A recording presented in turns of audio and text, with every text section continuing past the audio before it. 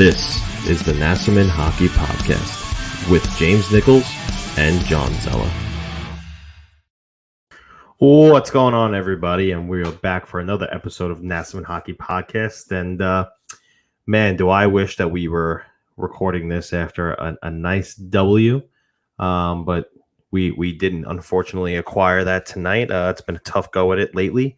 But we will get to that in a little bit. First, I want to say what's up, John. How you doing, buddy? How was your week? It was pretty good. I think congratulations are in order. Thank you. For your wedding. I start the show on a positive note, or at least try to. So congratulations, man. And you had a nice little trip up to my neck of the woods. And I was down in Long Island. We switched places. And you had a nice time out in the Finger Lakes. Yeah. Had a nice time out there. Great atmosphere, great people, great food. I had this incredible. I'm a big pulled pork guy, and I had this incredible pulled pork at 3812 Bistro. It's called. If you're ever in the Finger Lakes, go to 3812 Bistro, and it was made with this very subtle barbecue sauce, but their better ingredient in it was this coffee rub that they used for the pork. Interesting. I don't hate that idea. It was just awesome. So I highly recommend that place. I'll have to bring you to Dinosaur Barbecue too if you come up to the Syracuse area. Oh yeah, definitely. I'm a big barbecue pulled pork fan. Barbecue / pulled pork, not barbecue pulled pork specifically. I'm sure everyone was trying to pull that apart. No pun intended. If you guys got recommendations, hit me up with them because I'm a big fan. But let's head over to On the Island, brought to you by DraftKings. Basketball season won't be around forever, so get in on all of the action now with DraftKings, the leader in one-day fantasy sports. DraftKings is giving new players a free shot at millions of dollars in total prizes. Claim your free shot at millions of dollars in total prizes using code THPN during signup. Playing daily fantasy basketball is simple. Just pick your lineup, stay under the salary cap, and see how your team stacks up against the competition. With DraftKings, payday comes every day for players. So what are you waiting for? Head over to the app now. Download the DraftKings app now and use the code THPN during signup. This week, DraftKings is putting you in all the action with a free shot at millions of dollars in total prizes. That's code THPN, and you can get a free shot at millions of dollars in total prizes only at DraftKings. Minimum $5 deposit required. Eligibility restrictions apply. See DraftKings.com for more details. Let's talk about the previous week that was. And we saw the Washington Capitals thrice. And unfortunately, we came out not swinging. We came out actually kind of stale. We came out kind of stagnant. And we came out scoreless, really. Islanders lose to the Capitals a week ago. What was it? A week? No. It was last Thursday. 1-0 in a shootout. They acquire a point. Move on to Saturday. They lose 6-3, and then tonight they drop another one, 1-0. And I think the shot total in tonight's game, correct me if I'm wrong, was 17 shots in total. I do want to look that at 18 shots. So 18 shots, pretty close. Total. So and by the end of the game, they showed, or towards the end of the game hadn't been finished just yet. It might have been 5 minutes left in the third period, but the attempts were something like 60 for the Capitals and 30 for the Islanders. Now, sometimes you have games where your shot count is low, but the attempts are there, and that's good to see. But this time, a shot attempt number at 30 is pretty low by the end of the game. If your shot attempts are sitting in the 30 area, that's not a good sign. You want to be somewhere up where the Capitals are around 60, and the Capitals are an offensive-minded shooting team, right? So, for the Islanders, you probably want to be sitting somewhere around 50, 55 attempts. That's pretty good for them. But they had 30. So that's spells problem number one for me is our shot attempts are not even there. Now, I didn't get to see the Capitals game that they lost in the shootout, and then the following game on Saturday. in the 6-3 loss. But I did, watch the highlights, and from what I saw, it's same old, right? Not getting the puck deep in the offensive zone, not cycling the puck, not getting creative when you have possession. A lot of standing around and watching, not a lot of creativity from the offense. Um, you know, and I want to talk about the how the scoring woes continue, because it has a lot to do with the forward lines being shuffled. Now, the obvious issue here is that there is no chemistry at the moment, right? Since Lee went down, Trotz has shuffled the lines a bunch of times. Komarov sort of worked out, but the issue is that he's not an offensive player, and he's not going to put up the points like a top line player should. The Islanders have a bunch of forwards, right? However, it looks like even after the trade deadline, when we acquired Palmieri and we acquired Zajac, they still lack a true first liner to fill the role for Lee.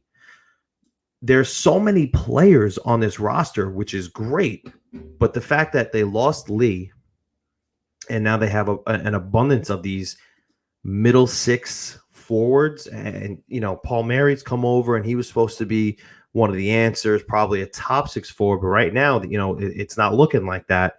They have a bunch of these middle six guys who don't really know their role right now, and the chemistry's all out of whack. And the problem is that the next man up mentality is not there.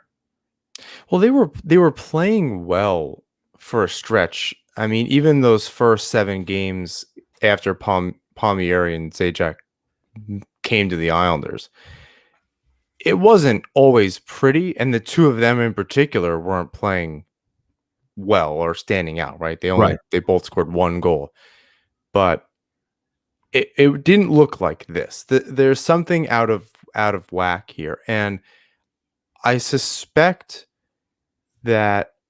Well, I'll back up a second, and I heard this on another show about a team, and they said this is the time of year where if there's any tweaks, this is kind of the lab part of the season, right? Your coach is gonna start kind of finding the exact right combinations to move into the playoffs. And I really liked that, right? And I suspect that was going to happen with the Islanders, right? There were going to be these little tweaks. The thing is, it's just this line blender since those two came over from the Devils. Right. And nothing has been able to stick.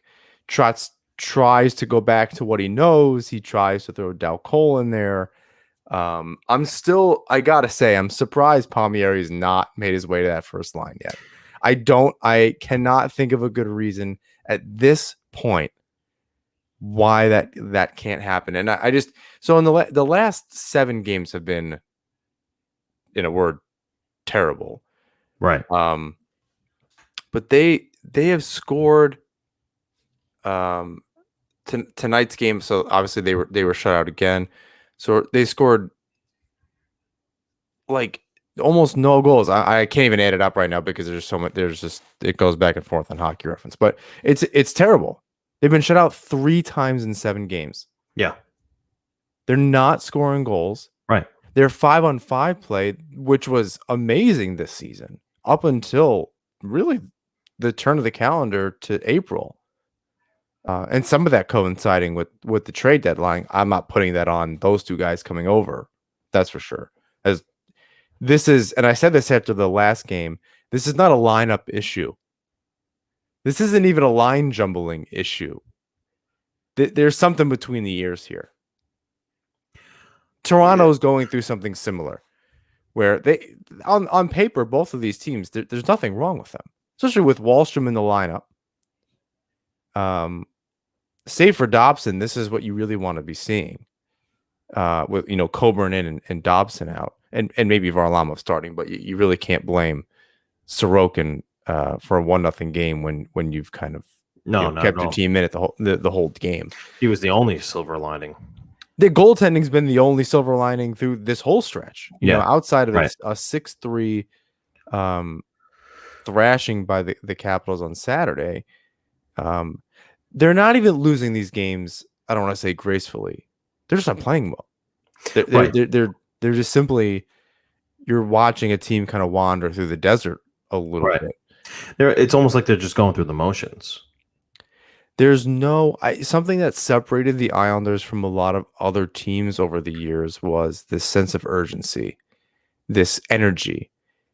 Even if they weren't scoring the goals and even had the shot attempts or high danger chances or you name the stat, you could still tell they were just playing with this extra gear. Yeah. And you're not seeing it from anybody. The fourth line is out of whack. They have not been the same. They were a huge liability the other night. 2-1 nothing games, one of them being a shootout loss. That's tough. Right. Right? It's that, you I imagine Trot says, that can go either way and this and that. Sure. I guess so.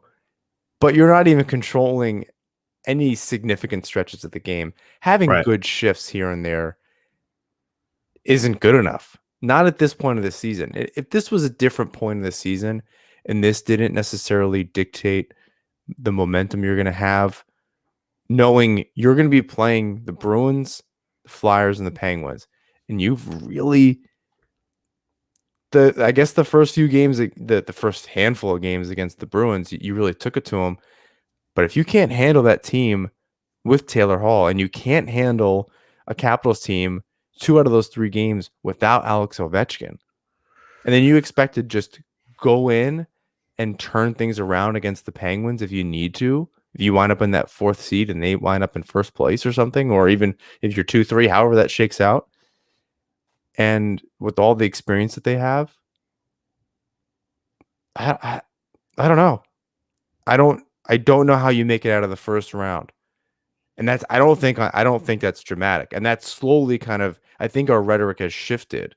Our conversations have shifted. I think even maybe the beginning of this month, I asked you, what does success look like? Now making it out of the way the team looks right now, it would be a borderline miracle if they last a 7-game series. Yeah, you said it well last week when you said, if you lose a 1-0 game, but you're in the game, you played well, fine. If you lose a 3-2 game, if you lose a 6-5 game, whatever, if you're in the game and you played well and you showed a sense of urgency, fine. I'm fine with that. If they lose these 3 games this week and they were in every game, they had an opportunity to win. Listen, these unlucky bounces happen. Sometimes you come up a little bit dry. Good teams go through bad stretches too. But this is a little bit different than what that is. I like to be optimistic. I like to be glass half full. But right now, this team's making it real hard to be that way. And again, in the past, I'd be like, nothing to worry about. They'll figure it out. Time's running out. They only got what? 10 games left? Is it even that many? So After tonight, 1, 2, 3, 4, 5, 6, 7. I mean, they hit a stretch like this going into the bubble last year. So I think this, if there, it's not a silver lining, but if there's something you can be optimistic about with this team, is that they clearly they can find a way to turn it around. The roster is not that different. Lee not being around on the leadership part of all this is a concern, but you can't fix that. It is what it is. right. Zajac is there. They bring in a guy like Coburn. You still have these guys that have gone on these runs the last couple of years. You do have Bailey that's been on all of these, and Martin and Zizekas has been on a number of these runs, dating back 6-7 seasons. Right.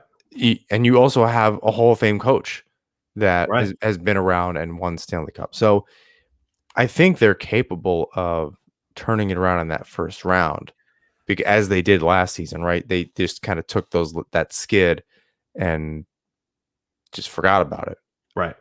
You hope they can do it again, but there's something. I mean, and maybe I'm just not remembering the skid going into last season, the last postseason. There's some recency bias. I don't remember them being quite this bad. It was pretty bad. So if it was close, now they've been going through this stretch where they've scored 11 goals over the last 7 games, been shut out 3 times, have lost 5 of 7.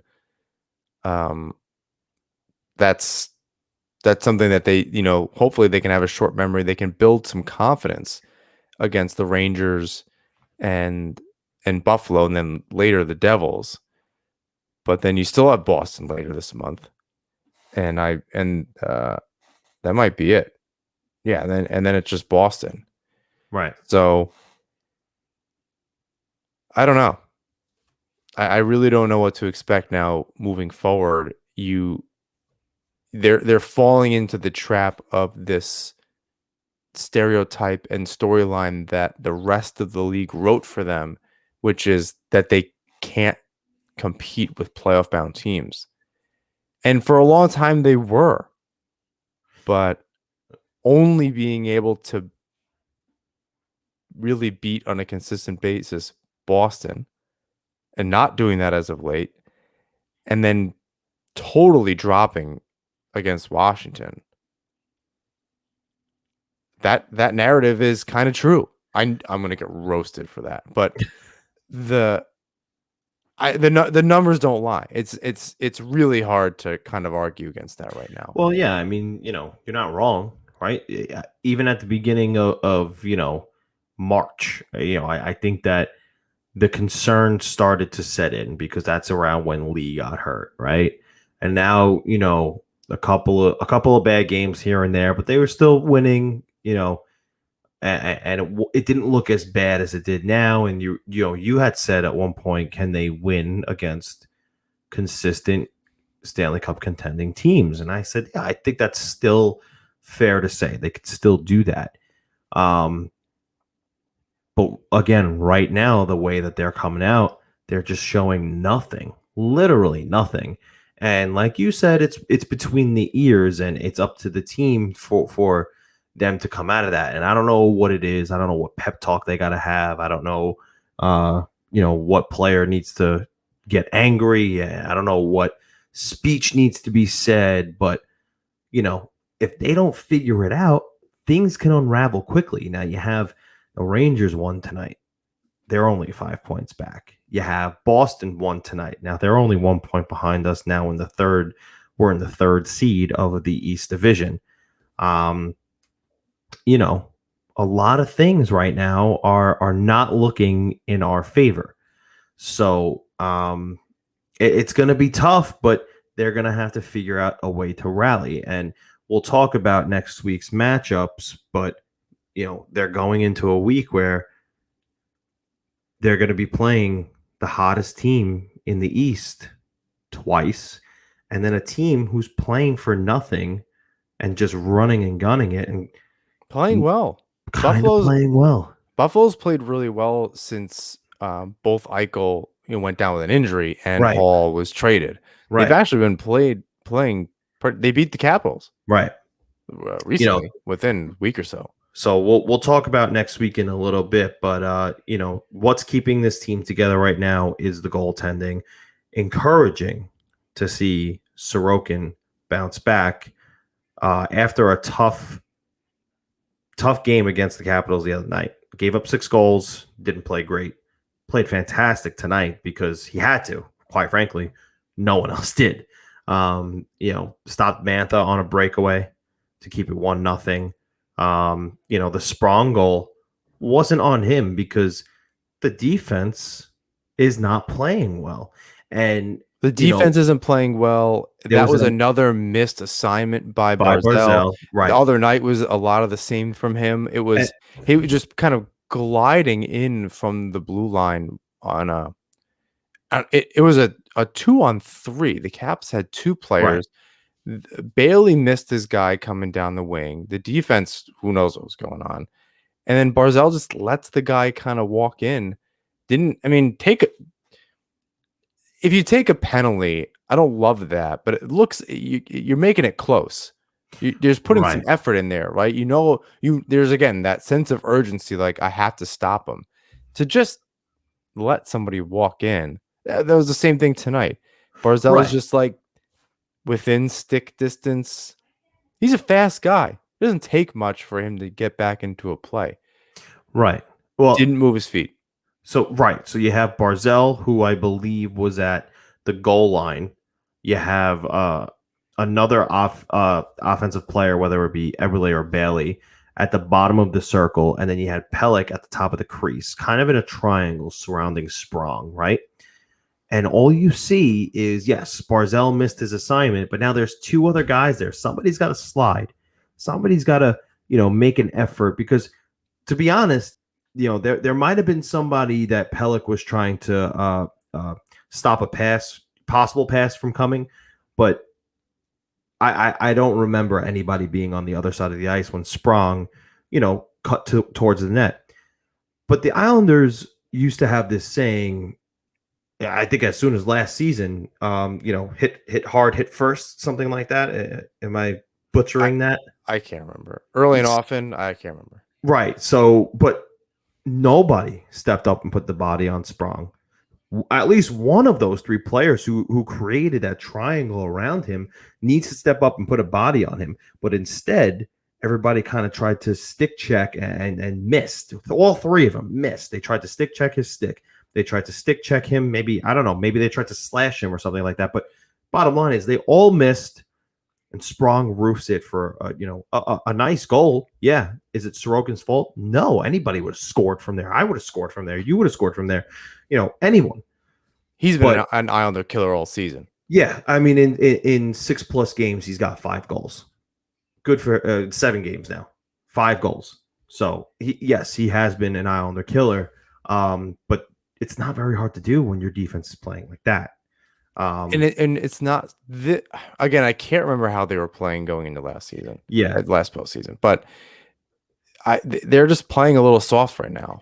So now, one thing I didn't like about the one of the lineup decisions tonight was to take Dobson out. Now stop me if I'm wrong right away, because I didn't watch the first 2 games against the Capitals. Was Dobson a liability out there? I think I maintain that this is not a lineup thing. Okay. There's not one player. This isn't about taking a guy in, putting a guy in, taking a guy out. One of the reasons that Trotz could have put in Coburn over Dobson is that they felt they were getting pushed around a little bit. Okay. But that doesn't bode well for like the entire freaking playoffs. Sure. So I don't know that that's the issue. I can't think of anything in particular where he was a specific liability. The whole game was hard to watch. Okay, so if he wasn't a liability, and you're completely right in what you're saying right now, but that's not even what I'm thinking about. I'm thinking about Islanders had 3 power plays tonight, and once again, we will continue to talk about how bad the power play is. It's bad. They don't score. I don't remember the last time they scored a goal. It might have been Palmieri's, and then before that. Well, they had the other night, and I think I tweeted it from the account, they had 2 power play gols, and that was the first time in a month they had 2 power play goals in a game. So we see how sparse the power play goals are. I think one of the problems with the defense is that Ryan Pulock does not belong on the power play anymore. He's had his chance. That's a hot take for the ages. He's had his chance. He has not figured it out. And I think Dobson is the quarterback of the power play. I think Pulock should be there, but he needs to be on that on that half wall. But he shouldn't be at that point. It's he and Wallstrom should be that trigger guy on that one side. It should be Wallstrom. It should be Wallstrom, and it should be Palmieri. I don't think Pulock, as good as he is 5-on-5, he doesn't have that power play specialist in him, and that's okay. That's okay. Are you saying that because this season he's not hitting the net and scoring goals? Because every other season he's the guy. If he's just not I don't know that. I feel like that's a rash decision based on I don't think he was the guy. Season. I think last season the guy was Devin Tays. Pulock was on the second power play unit.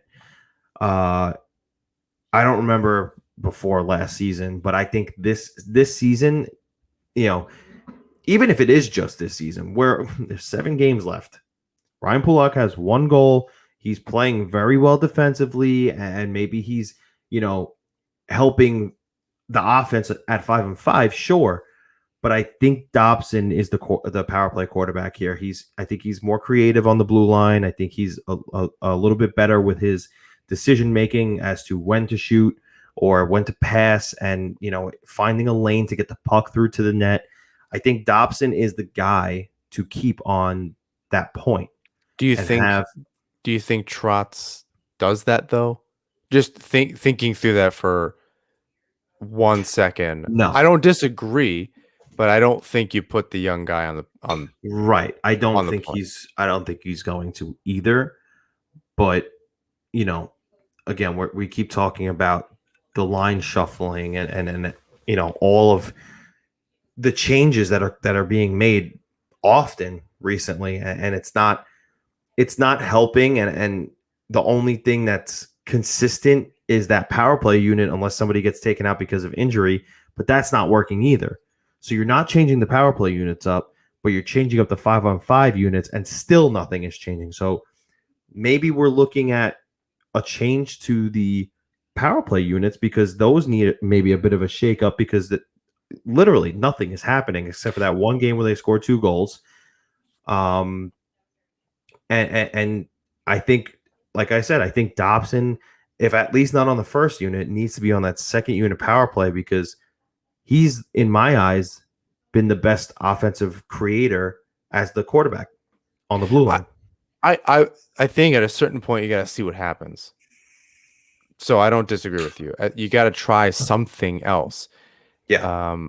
And you're probably right that they need to just shake it up. I don't even know what it looks like. I have to be perfectly honest with you. I don't know what a different power play unit would even look like going forward. Wallstrom looks good, but he's not in the lineup every single time. He's being a little gun shy. I've noticed that he's not shooting as much, and there might just be opportunities. Yeah, better. It comes and goes, but it's not like it. He is having such a good stretch for a while. Yeah, he was. I think you said for weeks, if not longer, that to give since Lee went down anyway, to give Wallstrom that shot on the first line. My counter argument has, and I guess remains, that Trotz doesn't want to give him that kind of matchup with the other team, which is fair. He just kind of gets stuck on this third line.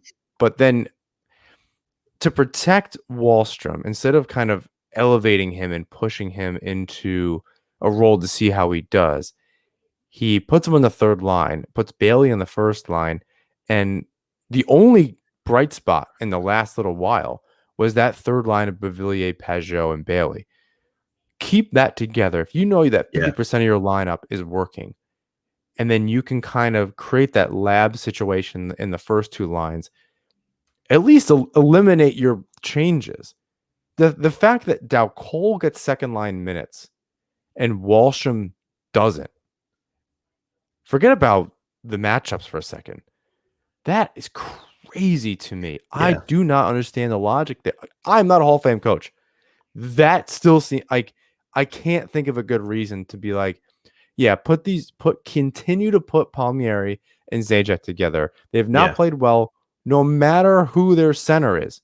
It clearly is not. That is not the problem. Maybe Zajac's not an every night player. That might be something to consider. Although you're right. He played really well, on the Barzal line. If you only consider the faceoffs, oh, good, he's going to get the puck for Barzal in whatever zone they're in. And then what? Right. And then be a non-factor. Absolutely nothing. You can't be a one-trick pony on the first line. Kind of. I mean, I guess Lee has two, unless 2 sides, you're right? scoring. He's physical, but it's in front of the net, and then he can finish and he can dig the puck out. Right. Unless you're the kind of one-trick pony that Patrick Laine is, where your trick is that you're scoring goals on in goals your friggin' sleep. Yeah. Right. then you can't. Other than that, you can't be a one-trick pony on the first line. So So that makes me think like, all right, if you're trying to put Wallstrom with guys with defensive responsibility, is that Zajac, Nelson, Wallstrom, or maybe you flip them because Zajac's a more veteran player, and um, and that first line has Palmieri on it. At least give it a shot. Like yeah, I don't know what I don't know what there's to lose at this point. You have consistency, like I said, with we'll call it the bottom half of the lineup, even though we know that third line it was better than the second line for a while. Nelson's been asleep. We can yeah, talk about that. Doesn't matter who his wingers are. He's gone through the blender 100 times. Guys going on his wings has not looked good. I mean, Barzell has not looked good. I mean, I think it's just up and down the lineup. I don't know. A part of me doesn't know how much I believe it's a lineup thing, like a chemistry and this. It's just play your fucking game. right, This team is built on strategy and structure, and that was one of the things that Elliot Friedman had said going into the season. In a year of chaos, structure will prevail, and the Islanders are more than a dark horse in that East Division because they can cut through all that noise. You right, know what they know what they are. There's no confusion, and they were a little bit of an up and down streak before the trade deadline. right. So this is not two guys coming into the lineup and screwing up the chemistry. This isn't I saw people complaining about Palmieri and I almost lost my mind. I just Nah, it's not logged on off him. on Saturday. Are they playing well? No. Is it their fault? Also, no. That is not what's happening here. Yeah, no. So but at a certain point, if I'm Trotz, I try to at least load up that first line and go from there. Right. I don't think you put maybe Bavillier, Nelson, and Bailey back together yet. That did work, but then you kind of found Peugeot working well between them. That's okay. Put Wallstrom with the triggerman and as the triggerman to Nelson with some defensive responsibility in Zajac. Zajac's a better and more experienced Del Cole. Call it what it is. As far as he is with the Islanders so far, I I'm not upset with that line. Give them a different give them third line matchups. Maybe Nelson comes out of his shell a little bit. Maybe Zajac comes out of his shell a little bit. You're forcing these players that don't play well and into better matchups. And Right. Wallstrom, who was kind of coming into his own, was getting weaker ones. If you need to switch it, switch it. Yeah. Trotz is known for pressing the right buttons at the right time. Not lately, though. And you're going to make mistakes. He's not going to bat 1,000 on that. Yeah. That is fine.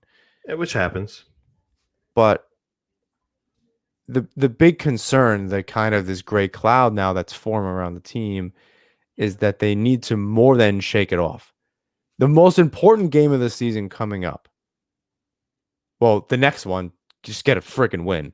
Yeah. So whatever that needs to be, beating the Rangers always feels good. So if you can take both of those, beating Boston that close to the playoffs, It's huge. is going to be huge. Huge. And that's in a couple episodes that we're even going to get to that. Yeah. But boy, if there was a seemingly meaningless game at that point, you'd think things are kind of wrapped up in the top of the division by that point. And Yeah. hopefully it's not the Islanders that get caught. That's the hope, But It's funny because we talk about there needs to be consistency in the lines. They shouldn't do so much line switching, but there are certain things that do need to be tweaked and do need to be fixed. For me, I think that the first line, if it's not going to be Palmieri up there with Barzell and Eberle, I think it should remain Bailey, Barzell, and Eberle.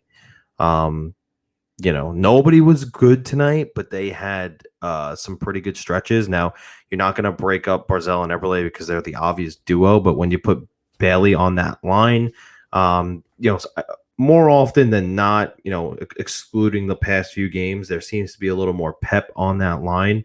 And I do like, I like his chemistry with Barzell and Eberle. It's worked in the past. I think it can continue to work.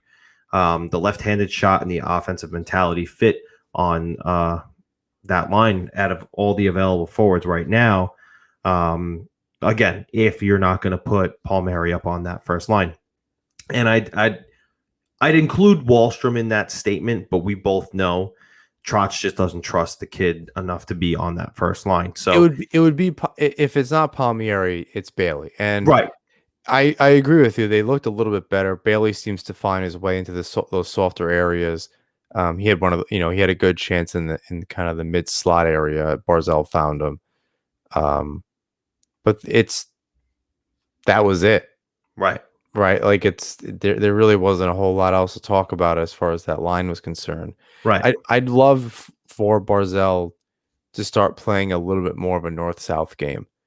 I know his skill is this Gretzky curl, this very Russian-looking kind of skating around with the puck and resetting, and it just every time he loses momentum for his line mates. It doesn't matter what you can do with the puck. You got to be able to create something out of it. Right. He kind of rags it for much too long, and the East West stuff is people are catching on. You're playing these teams too often.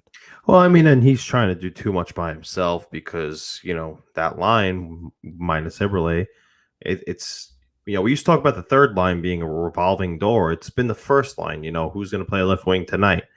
And it stinks because that's the line that gets the most minutes. And that's that's like the transmission not working in a car. You take out that one of the main pieces, it's not going to work, right? A headlight goes out on a car, the car's still going to work. They got the transmission out right now, and that's Lee. So they're having some trouble trying to fill that spot, and I think it's a trickle-down effect into the rest of the lineup, and it's causing some chemistry issues. And again, they just need to figure out who fits best there so that they can solidify the bottom 6. 9. I think the bottom 6 is okay. But it was, and then they changed it. The top 6 was the issue, and then they continued to change the third line or Pajot's line. But Barzell reminds me a lot of Tavares when he just tried to do too much. Yeah. And then he got frustrated, and then he didn't play well. Yeah. And Barzell needs to set the example for this team. And the issue is that he's the only different player on this team. Right. He's the only bona fide superstar. And now people are questioning if that's the proper term to attach to his name. I mean, I don't know that a stretch of play takes that away from him. The skill is there. He didn't forget how to. Okay, right. I'll zoom this out a little bit. The Islanders didn't forget how to play Islander hockey. That that kind of goes without saying. Right. You go through bad stretches. It's just trying to figure out and build some kind of positive momentum. Everyone's got to adapt a little bit. Maybe teams just started to figure the Islanders out and their game plan, which probably means they need to get back to basics a little bit, and including Barzell. He needs to lead by example. They need to play north-south hockey. Butchie was on the broadcast tonight, but I imagine he would have said, more chip and chase, get the puck behind him, and as I'm sure your coaches used to say, but something that always rung in the back of my mind is make him go 200 feet.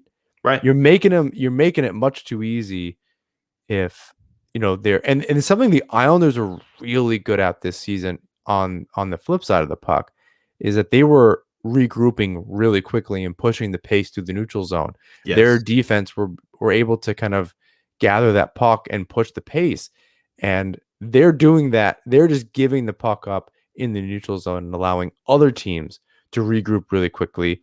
And then they've been terrible in the neutral zone and at their own blue line, not having good gap control, not picking up guys coming through, and letting them have too much speed. And the results are speak for themselves. It's not good. They're still able to do those regroups themselves, but there's some, again, they're not pushing the pace. They're letting other teams dictate the tempo, Right. and they're just not nearly as effective. I wonder if maybe that fourth line gets going, at least stops letting in so many goals. That would be a huge help.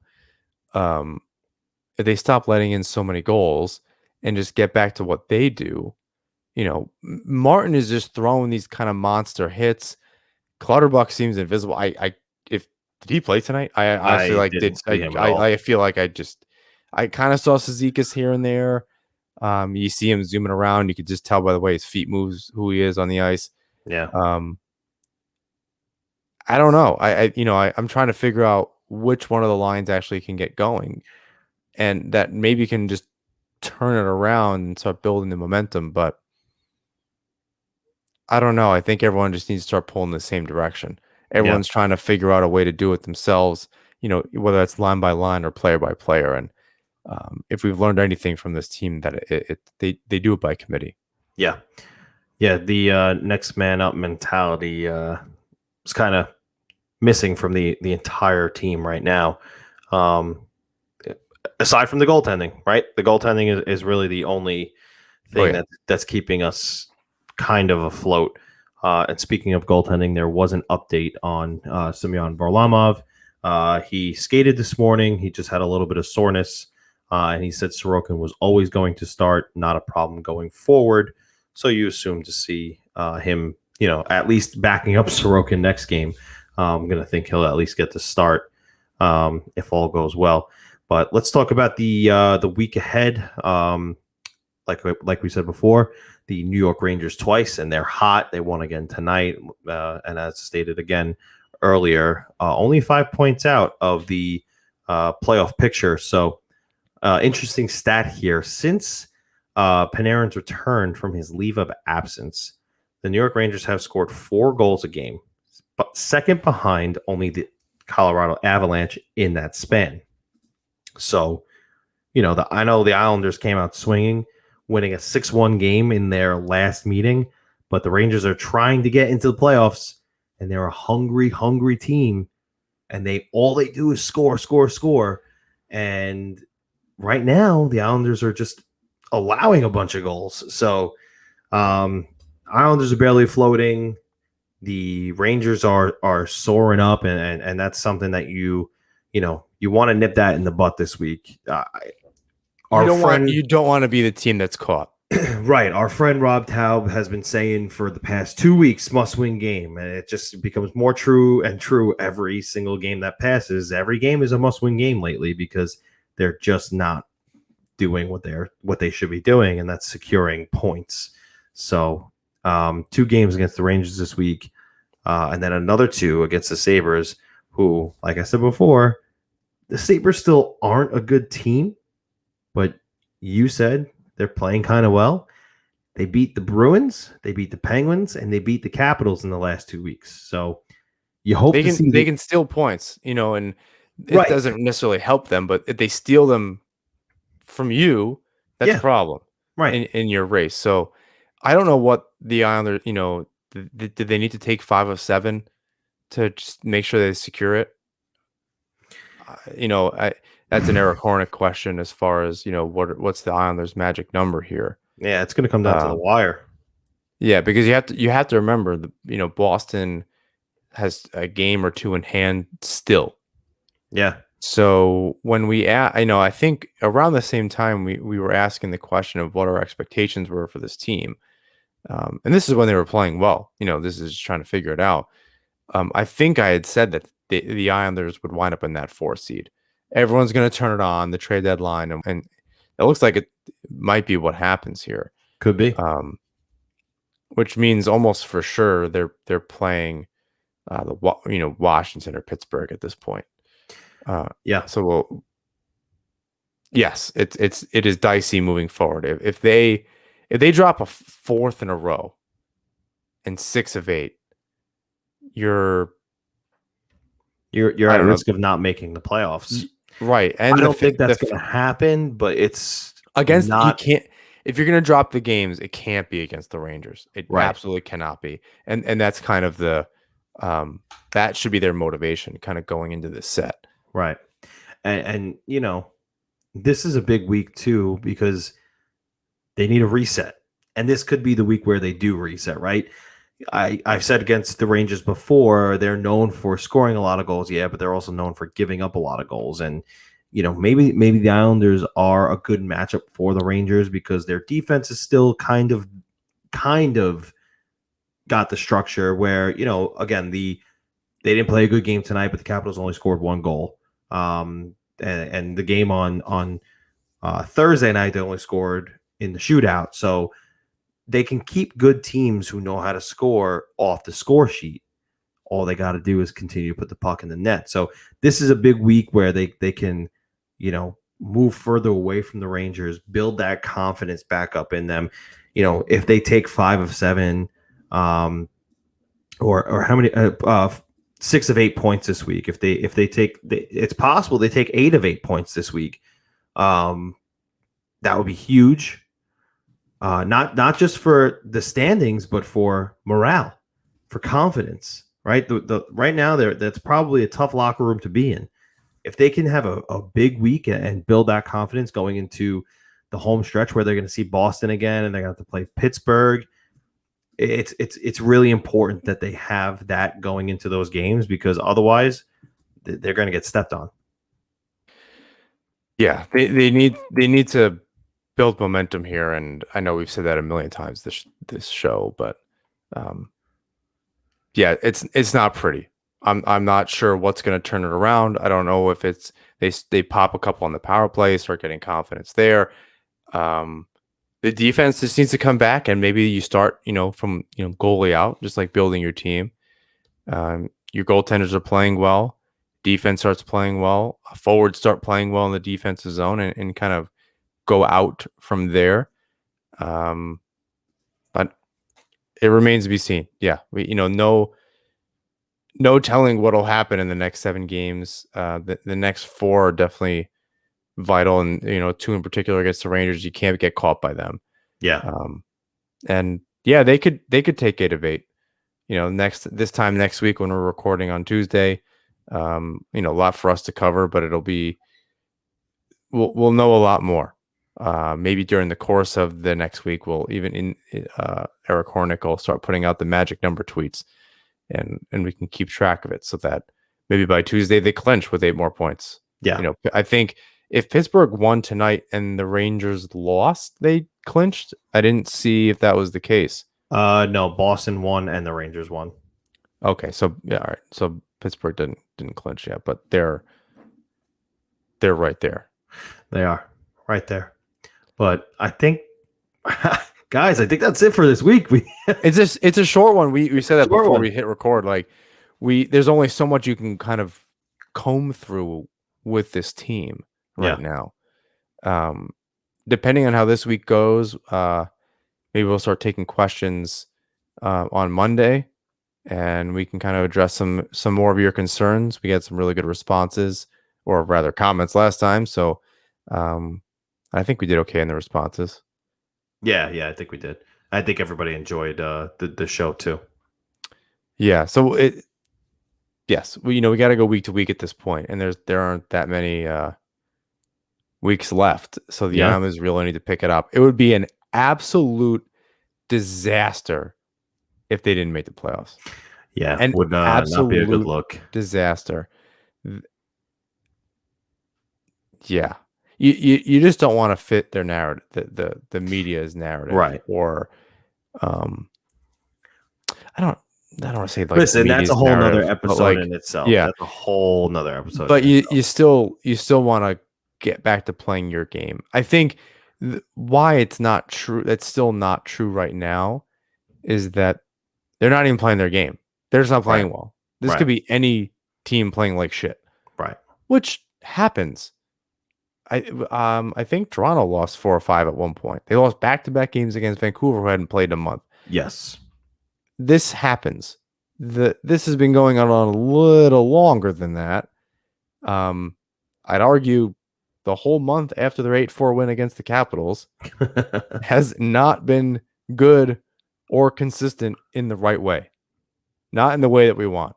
Right. So this is now a month-long problem. If you're just waking up from this nightmare hellscape, it is now almost May. So if you can believe it, the season's almost over. We managed to get through 56 games. It felt like 100 or almost 56 games. It did feel a lot more than 56. It was just so dense. Yeah. And we're just quote covering it. Yeah. I forget about these guys playing it. Yeah. The mental health aspect to it. And this is a nice time for a plug for the We're All a Little Crazy podcast. I spoke with Eric yesterday. Oh, nice. He's giving us some insight on some upcoming shows and the things that were going on, and I'm catching up on a few episodes myself. Yeah. So yeah, I mean the mental health aspect of the game, and how condensed it was. Robin Leonard recently spoke about that. A friend of the We're All a Little Crazy podcast, and how hard things have been for him and taking the vaccine and all those different things. Definitely important. So it might just be wearing on him. It wouldn't surprise me if it's simply the mental part of the game right now. It's a grind. And that's why, we're backing a little bit up. And we'll wrap up, I guess, in a second. But the Dobson thing, thinking about it a little bit more, this is his first full season. Yeah, very true. Quote unquote a full season. But if it's just, Trotz can see, all right, he's missing a, little pep in his step or whatever the case is. Something's a little off in his game. Maybe this kid needs a rest. He came back off COVID protocol. You still got to get caught up a little bit.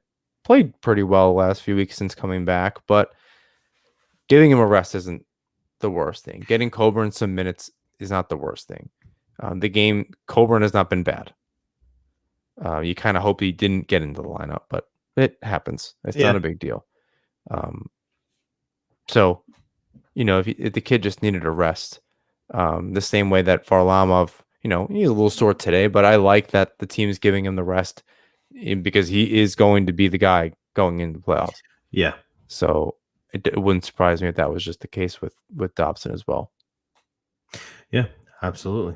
I like that he got a little bit of rest too. They probably know he's going to be the guy going into the playoffs. They're preparing for that. Yeah, any little soreness or mild tweak, it's not worth it. Yeah. They still need to win the games, and Sorokin is our most, I don't want to say our most capable backup, like because we've just had for a long time we've had going back to Halak Grice, it's been a good tandem with this team. Yeah, he's our most capable current backup. Yeah, well, there's just no issue. Right. If it was Sorokin the rest of the way, the Islanders just need to play well in front of them. He has shown he can steal games. Yeah. The problem is not between the pipes, it's between the ears. Yeah. So we'll see what happens. Yeah. We'll see you back here next week. Yeah, that about wraps it up. Before we go, I want to show you something cool. Got a wedding gift this weekend. And my father actually had someone trek out to center ice at UBS Arena, and right smack dab in the middle, dug up some dirt. So no kidding. I got some real deal center ice UBS Arena dirt with the local 28 Belmont sticker on Dude, top. I need that T-shirt in a pocket tee in the worst way. So bad. So that's pretty rad. When should we expect that on eBay? Never. Okay. When I'm in my grave. All right, you heard it here first. All right, John, that's about it. Thank you to everybody listening to the show right now, the Hockey Podcast Network, and the Hockey Writers, of course. Please rate, review, and subscribe wherever you listen to or watch the show. You can follow us on Twitter, Instagram, and TikTok at Nassaumen Hockey, and find our work at the Hockey Writers. And until next time, everybody, let's go Islanders.